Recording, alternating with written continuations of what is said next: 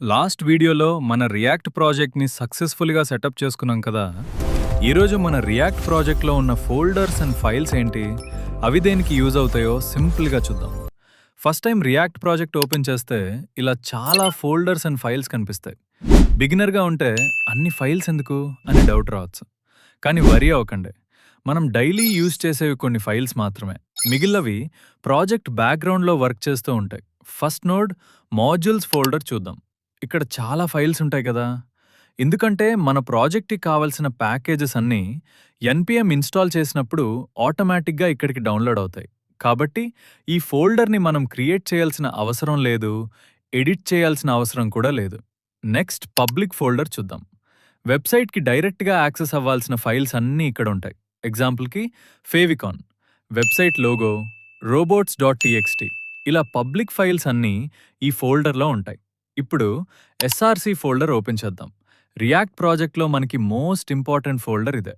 సింపుల్గా చెప్పాలంటే మన యాక్చువల్ రియాక్ట్ కోడింగ్ ఆల్మోస్ట్ అంతా ఈ ఫోల్డర్లోనే ఉంటుంది. కాబట్టి ఈ ఫోల్డర్ని బాగా గుర్తుపెట్టుకోండి. ఫస్ట్ app.js ఫైల్ ఓపెన్ చేద్దాం. డిఫాల్ట్గా రియాక్ట్ క్రియేట్ అయినప్పుడు ఈ ఫైల్ ఉంటుంది. బ్రౌజర్లో మనం చూసే మెయిన్ కంటెంట్ ఎక్కువగా ఈ app.js నుండే వస్తుంది. ఫ్యూచర్లో మనం క్రియేట్ చేసే కాంపోనెంట్స్, పేజెస్ అన్నీ ఇక్కడే యూజ్ చేస్తాం. కాబట్టి రియాక్ట్లో app.js చాలా important file. Next app.css file ఉంది. app.jsకి సంబంధించిన స్టైల్స్ రాయడానికి ఈ ఫైల్ యూజ్ అవుతుంది. ఎగ్జాంపుల్కి colours, font size, button design ఇలా app.jsకి కావలసిన CSS ఇక్కడ రాయొచ్చు. నెక్స్ట్ app.test.js ఫైల్ ఉంది. ప్రాజెక్ట్లో టెస్టింగ్ చేయడానికి ఈ ఫైల్ యూజ్ అవుతుంది. బిగినర్గా ఇప్పటికీ దీని గురించి ఎక్కువ ఆలోచించాల్సిన అవసరం లేదు.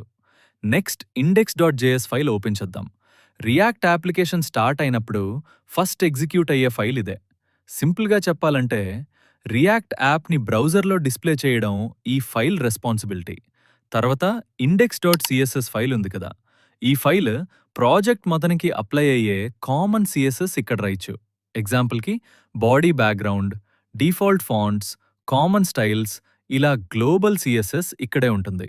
నెక్స్ట్ logo.svg, రియాక్ట్ క్రియేట్ అయినప్పుడు డిఫాల్ట్గా వచ్చే రియాక్ట్ లోగో ఫైల్ ఇది. మనం ప్రాజెక్ట్లో యూజ్ చేయకపోతే డిలీట్ చేసిన ప్రాబ్లం లేదు. Next report webvital.js file, website performance measure చేయడానికి ఈ ఫైల్ యూజ్ అవుతుంది. బిగినర్గా ఇప్పుడు దీని గురించి టెన్షన్ అవసరం లేదు. నెక్స్ట్ setup.tests.js, ప్రాజెక్ట్ టెస్టింగ్ కోసం యూజ్ అవుతుంది. ఇది కూడా బిగినర్స్ టచ్ చేయాల్సిన అవసరం లేదు. ఇప్పుడు బయట ఉన్న package.json ఫైల్ చూద్దాం.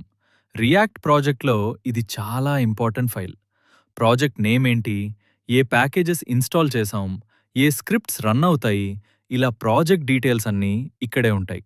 ఎగ్జాంపుల్కి npm start, npm test, npm run build ఇలా కమాండ్స్ అన్నీ package.json నుండే రన్ అవుతాయి. తర్వాత package lock JSON file install అయిన ప్యాకేజెస్ ఎగ్జాక్ట్ వర్జన్స్ని సేవ్ చేస్తుంది. సింపుల్గా చెప్పాలంటే మీరు ఈ ప్రాజెక్ట్ని వేరే సిస్టంలో ఓపెన్ చేసినా సేమ్ వర్జన్స్ ఇన్స్టాల్ అవడానికి హెల్ప్ చేస్తుంది. నెక్స్ట్ రీడ్మీ ఫైల్, ప్రాజెక్ట్ గురించి ఇన్ఫర్మేషన్ రాయడానికి ఈ ఫైల్ యూజ్ చేస్తారు. మన ఓన్ నోట్స్ అయినా ప్రాజెక్ట్ డాక్యుమెంటేషన్ అయినా ఇక్కడ రైట్ చేయొచ్చు.